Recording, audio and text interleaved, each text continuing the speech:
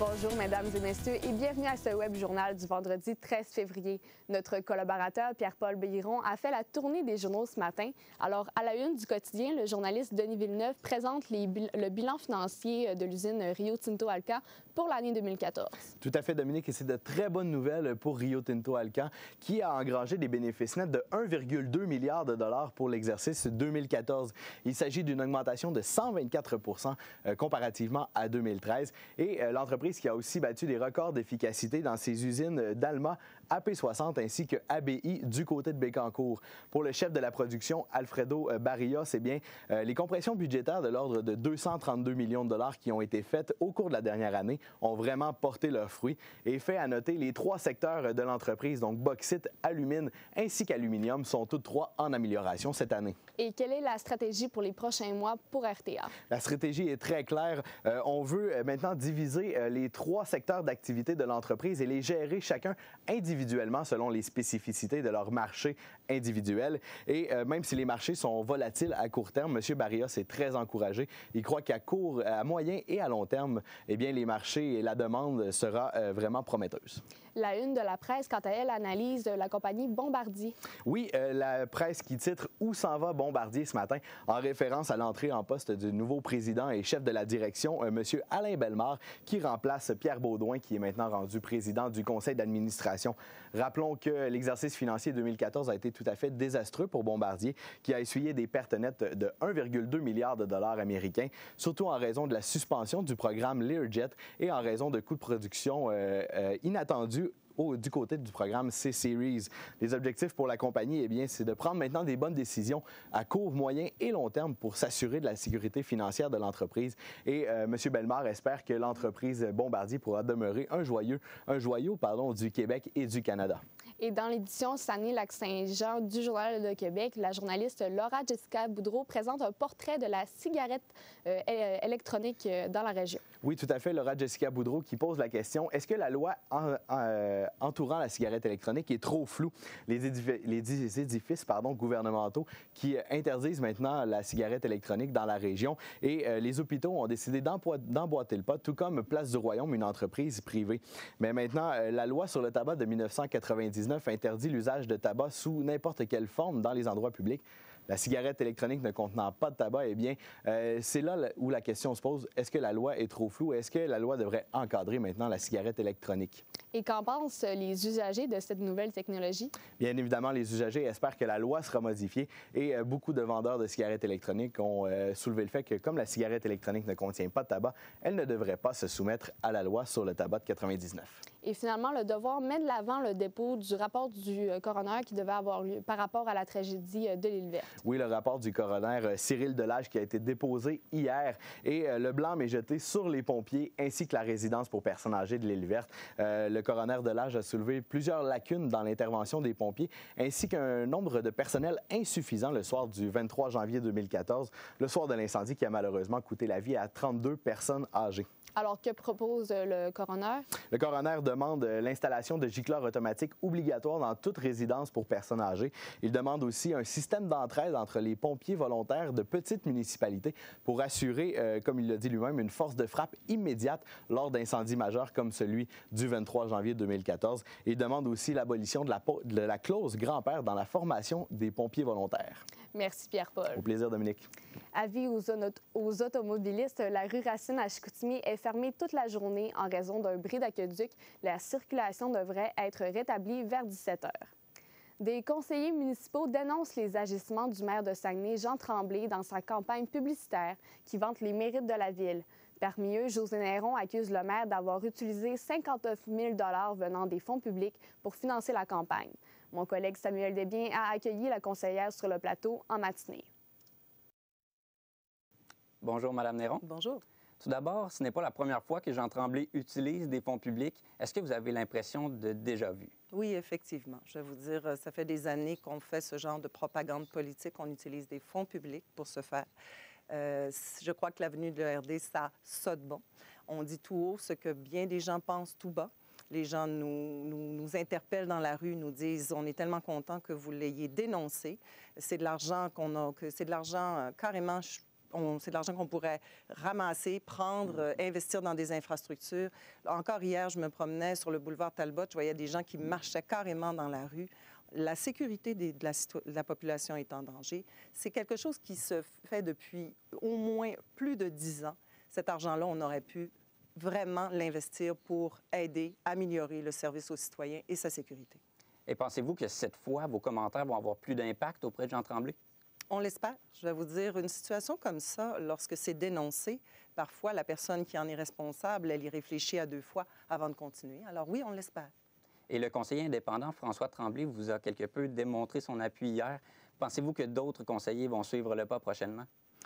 Je vous dirais que je ne voudrais pas parler au nom des conseillers. Je vous encouragerais à aller mais je crois qu'il y a quand même quelques personnes qui, sans nécessairement le dire tout haut, il y a quelques personnes qui appuient notre démarche, oui. Et Jean Tremblay vous a répondu hier en vous disant que la campagne publicitaire avait coûté 59 000 Est-ce que vous êtes sceptique face à ce montant-là? Je vous dirais que le 59 000 c'est 59 000 de trop. Ouais. C'est de l'argent qui aurait pu facilement être investi ailleurs, comme je le disais tantôt. Deuxième chose, le 59 000, c'est probablement une portion des placements publicitaires pour sa campagne sur les taxes, mais on a l'intention de faire une demande d'information, à savoir tous les contrats qui ont été signés, parce que vous savez, depuis qu'ils ont coupé le conseil de ville au niveau des télécommunautaires de notre région, ils se sont retournés de bord et ils ont signé un contrat avec TVA pour placer leur émission Saguenay Construit, qui est carrément une émission, c'est carrément créé de toutes pièces par l'administration Tremblay. C'est encore là une émission à propagande, c'est carrément à propagande politique, de la propagande politique, et ça passe les samedis et dimanches matin. Donc, c'est quelque chose que l'on dénonce également. Cette émission-là ne devrait pas faire l'objet de financement par des fonds publics. Et souhaitez-vous que Jean Tremblay, justement, rembourse ce montant-là aux citoyens? C'est à lui de le... C'est pas quelque chose qu'on a demandé jusqu'à présent, mais c'est surtout qu'il arrête de le faire. Personnellement, comme premier magistrat de la Ville, je serais gênée. C'est une question d'éthique par rapport à ses citoyens. Vous parlez de propagande. Pourquoi cette campagne publicitaire-là va trop loin, selon vous? Elle vante tout simplement l'administration en place. Et vous savez, de l'information qu'une ville donne à la population, ça doit être de l'information pour assurer sa sécurité, l'informer, exemple, qu'il y a des travaux, le déneigement et tout, qu'il faut faire bouillir l'eau. Mais des informations pour vanter son administration, c'est pas quelque chose qu'on doit faire avec des fonds publics. C'est carrément contre toute éthique. Cet argent-là que les citoyens nous confient doit servir à assurer des bons services aux citoyens. Et je ne crois pas que de vanter son administration, ce soit un bon service aux citoyens. Et vous avez justement parlé des informations qui étaient utilisées dans les campagnes en provenance du ministère des Affaires municipales. Ces informations-là sont faussées. Que pensez-vous justement de la mauvaise utilisation de ces chiffres-là? Le problème, c'est que l'administration en place utilise un indice qui ne peut pas être utilisé pour comparer la performance en matière de taxes. Je dois vous dire, quand on commence à parler de ça, on peut se perdre dans bien des détails. Et c'est ça qui donne l'avantage en ce moment de l'administration Tremblay qui utilise cette statistique-là. Mais ce qu'il faut retenir surtout, c'est que le MAMO a dit et redit aux maires d'arrêter d'utiliser cet indice-là. Ce n'est pas le bon indice. Ce qu'il faut regarder pour vraiment faire une comparaison logique, c'est de prendre un compte de taxes d'une maison qui a été construite, exemple, en 91, dans une ville comparable comme Sherbrooke, Lévis, et de prendre la même maison qui a été également construite en 91, ici à Saguenay. Et si on compare tous ces comptes de taxes-là, on va s'apercevoir que finalement, Saguenay, on est dans la grosse moyenne et qu'on n'a pas à se vanter d'être moins 560 $ de moins qu'ailleurs. Et puis, comment auriez-vous envisagé cette campagne-là autrement? J'aurais tout simplement pris l'argent et je l'aurais investi dans des infrastructures.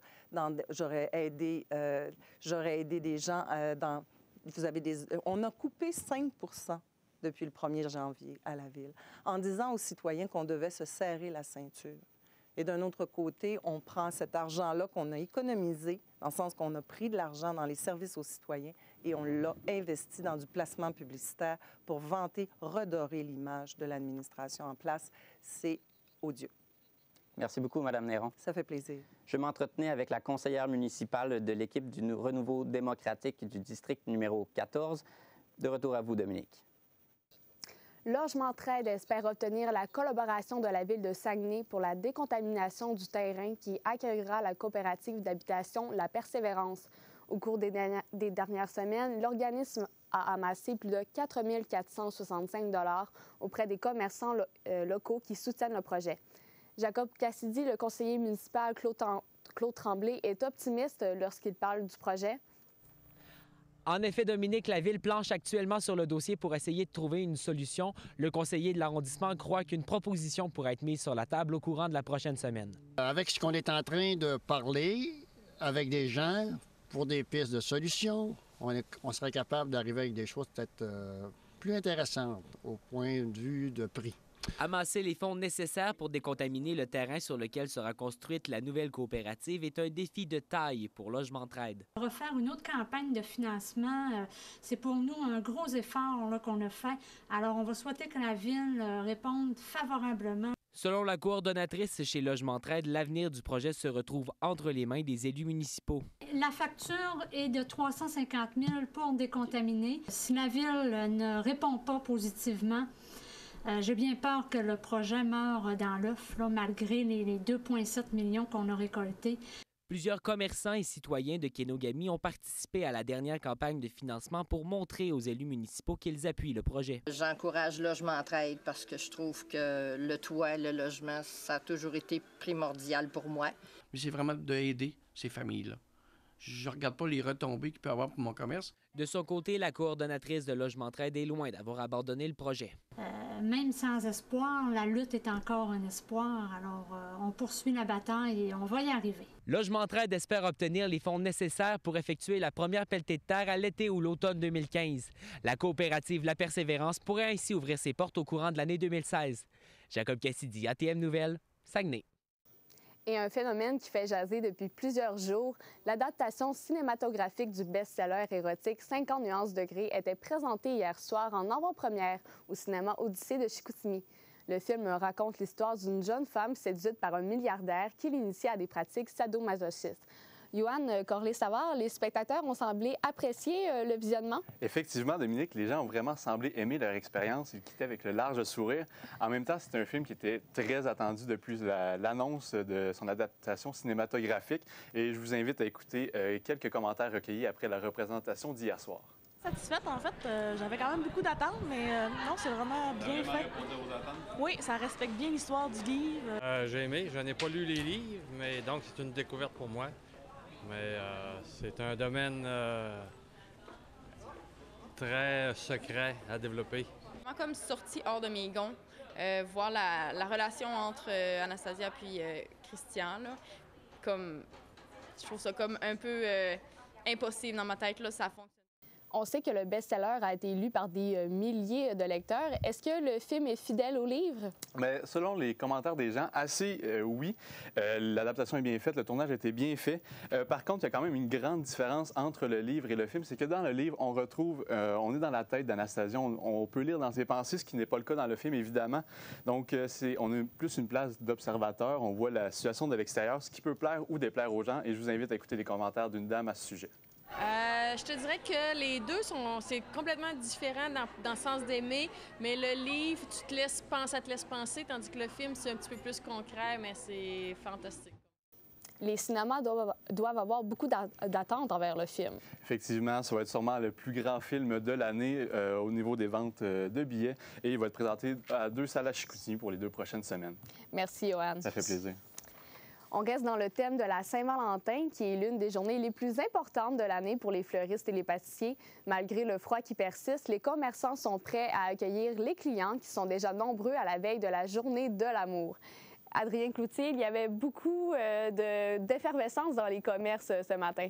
Oui, effectivement, Dominique, donc beaucoup d'effervescence. Je me suis rendu, par exemple, à la pâtisserie Merger qui est située sur la rue Saint-Dominique à Jonquière, où j'ai rencontré donc un des copropriétaires, Denis Merger, qui m'expliquait donc que pour son commerce, la Saint-Valentin est l'une des journées les plus importantes de l'année.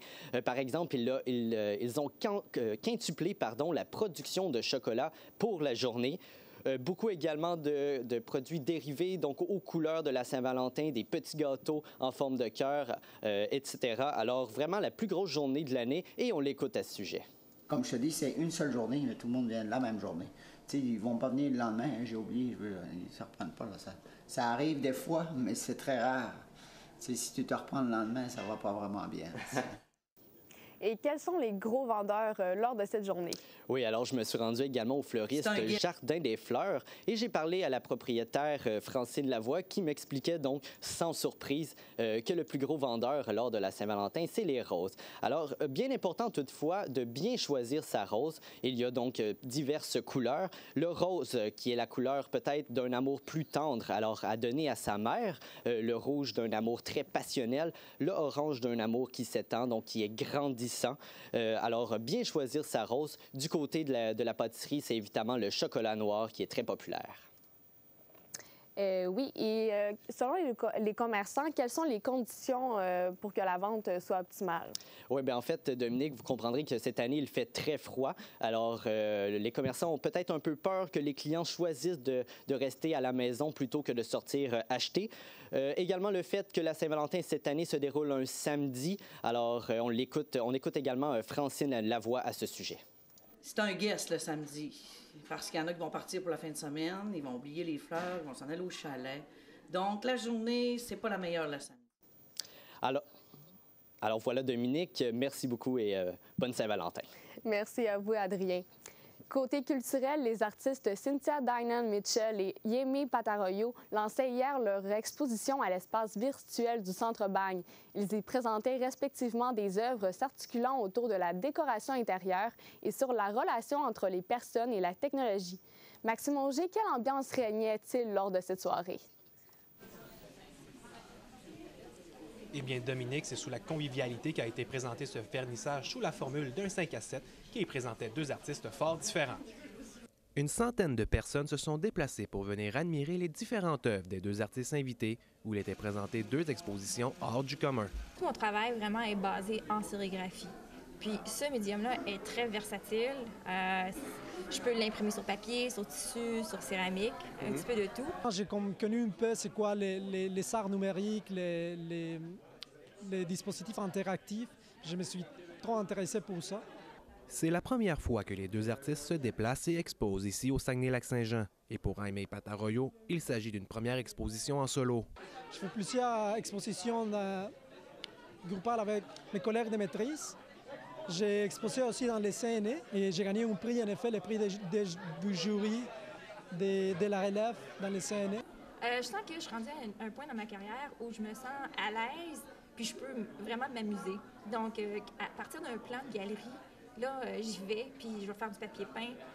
Il n'est pas toujours facile pour un artiste de se démarquer aujourd'hui. Toutefois, les centres d'artistes comme le Centre Bagne aident au développement des créateurs. Dans les centres d'artistes, on a un cachet lorsqu'on expose. Donc, ça aide, en principe, à payer une partie de la production.